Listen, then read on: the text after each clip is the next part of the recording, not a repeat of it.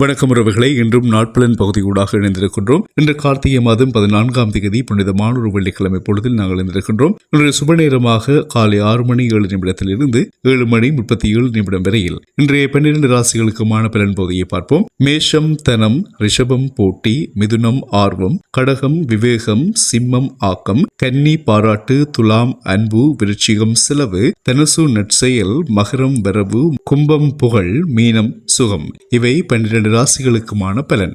இன்றைய நாட்பலன் பகுதியில் இன்றைய சிந்தனை துளியாக நாங்கள் தருகின்ற விடயம், எளியவர்களுக்காக செய்யும் தொண்டு இறைவனுக்கு செய்யும் தொண்டை விட மேலானது.